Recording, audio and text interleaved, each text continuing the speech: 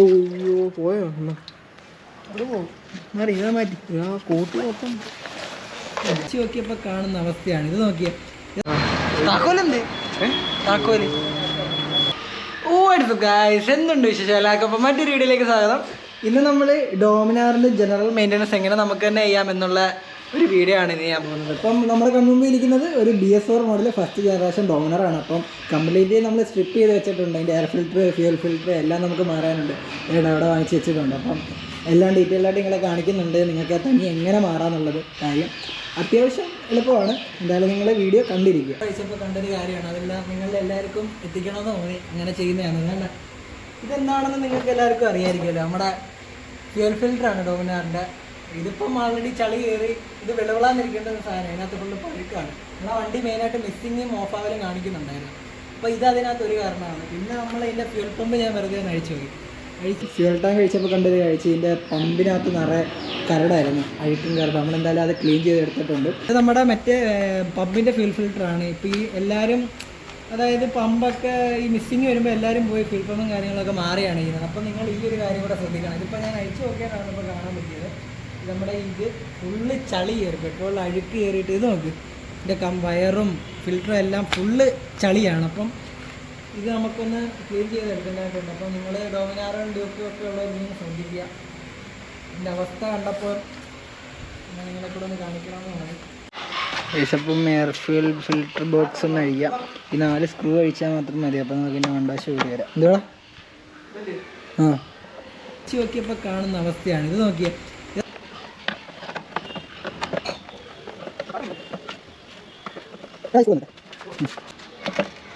ലോക്കുണ്ട് ഫിൽറ്ററാണ് കേട്ടോ. അതിനകത്ത് കളർ വ്യത്യാസം വന്നേക്കുന്നുണ്ടോ, അഴുക്കാണ്. അപ്പം ഞാൻ പുതിയത് വാങ്ങിച്ചിട്ടുണ്ട്. ഇതാണ് പുതിയ എയർ ഫിൽറ്റർ.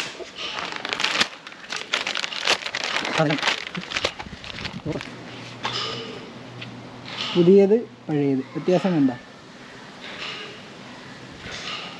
ഈ സൈഡ് വലിയ കുഴപ്പമില്ല, കാരണം ഇത് അകത്ത് വരുന്നതായതുകൊണ്ട് വലിയ വ്യത്യാസം കാണും. ഈ ഹൈവേയുടെ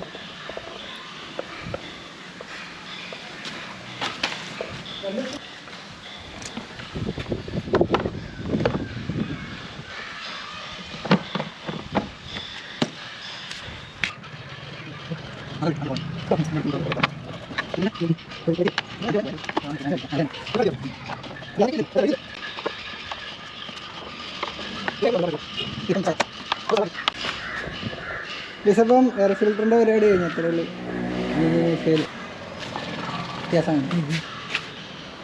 വ്യത്യാസം വെച്ചാൽ ഇതിനകത്ത് അഴിക്കില്ലേ, കളർ കണ്ടോ? അതെ, ഇത് പ്യൂർ കളർ. അതായത് മാറിയിട്ടില്ല. അപ്പോൾ PNG കൊടുത്തിട്ട് മാറിയിട്ടില്ല. എടാ ഈ ബോഡി എങ്കിലും ഇതേപോലെ ഇരിക്കേണ്ട. ഈ ബോഡി കളർ മാറണമെങ്കിൽ അത്ര വർഷമാകണം, പഴക്കം ചെല്ലണം. ഇതൊക്കെ ഇതിപ്പം കുറച്ച് നാൾ ഓടുമ്പോൾ അഴുക്ക് വെട്ടുള്ളതാണ്. ഇത് കറക്കും അങ്ങ്, അത് കുഴപ്പമില്ല. പുതിയത് പഴയത്.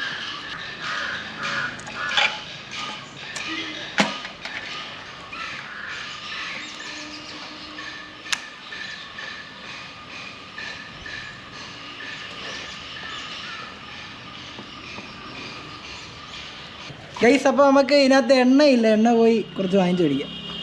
എണ്ണ ഒഴിച്ചിട്ട് ഫ്യൂൽ പമ്പ് ചെയ്യാവുള്ളൂ. താക്കോലെന്തേ താക്കോല്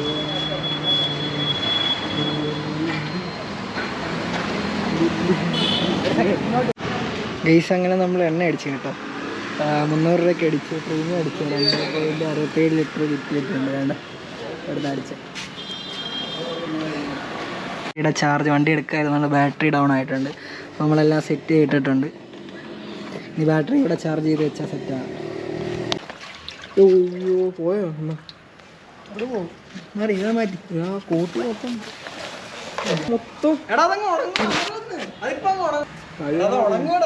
അപ്പോൾ നമ്മുടെ വണ്ടി സ്റ്റാർട്ടായിട്ടുണ്ട്.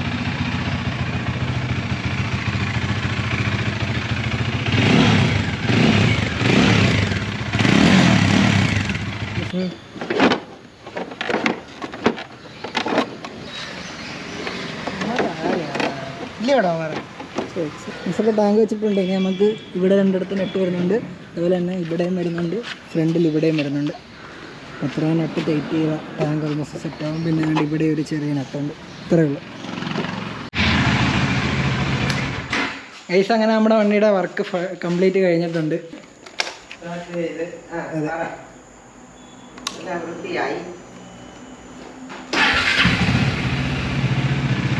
നേരത്തെ മിസ്സിങ്ങും കാര്യങ്ങളായിരുന്നു. ഇപ്പോൾ അതെല്ലാം മാറിയിട്ടുണ്ട്. വണ്ടി പൊളിയായിട്ട് ഓണായിട്ട് ഇരിക്കുന്നുണ്ട്. ഒരു കുഴപ്പമില്ല.